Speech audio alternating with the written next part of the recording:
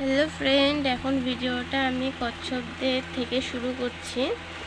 তো আমি এর রোজ জল কীভাবে পাল্টাই, তো সেই আজকের ভিডিওটা তোমাদের সাথে শেয়ার করব।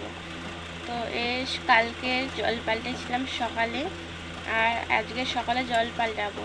মানে একে আমি রোজই জল পাল্টাই, এবার রোজ সকাল টাইমেই জলটা চেঞ্জ করি। তো এখন জল একটু নোংরা হয়ে গেছে, তো দেখা যাচ্ছে এখানে গিয়ে হালকা ময়লা হয়েছে, তো তার জন্য জলটা আমি চেঞ্জ করব। তো কিভাবে জলটা আমি চেঞ্জ করব তোমাদের সাথে শেয়ার করছি। তো দেখো ভিডিওটা পুরো, তোমরা যারা যারা কচ্ছপ পুষেছো তো তাদেরও কাজে লাগবে। একদম ছোট দেখতে পাচ্ছ আমাদের কচ্ছপটা।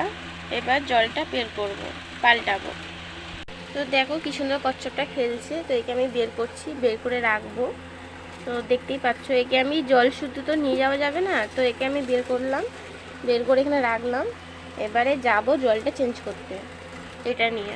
তো হ্যালো ফ্রেন্ড, আগে জলটা দেখে নাও, জলটা কত নোংরা হয়েছিল, আর ওগুলো ভাত আছে ওর মধ্যে। তো এখানে জলটা আমি চেঞ্জ করে নিচ্ছি, জলটা ফেলে দিচ্ছি সব প্রথমে দিয়ে ভালো করে ধুয়ে নিচ্ছি। তোমরা এরকমই করবে যারা যারা পুষবে মনে করছো বা পুষছো। যারা যারা পুষো তারা তো জানোই, আর যারা পুষছো না তাদেরকে বলে দিলাম। তো এটা জল নিচ্ছি, যতটা লাগবে প্রয়োজন মতো জল নিচ্ছি। দেখো ফ্রেন্ড, এখন আমার জল পাল্টানো হয়ে গেছে।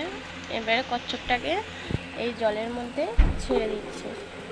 জল যতটা লাগবে ততটাই নিয়েছি, একদম ছোট বলে জল নিয়েছি অল্প, যদি একটু বড় হতো তাহলে জল বেশি নিতাম। তো দেখো জল চেঞ্জ করা হয়ে গেছে। এমনভাবে জলটা নিয়েছি যাতে ওর পিঠটা দেখা যাচ্ছে, জলের ওপর পিঠটা দেখা যাচ্ছে। তো অল্প ওর মতনই জলটা নিয়েছি, ছোটোর জন্য ছোট জল নিয়েছি অল্প। আর জায়গাটা কেমন লাগছে অবশ্যই কমেন্টে জানাবে। তো আজকের ভিডিওটা এত অবধি।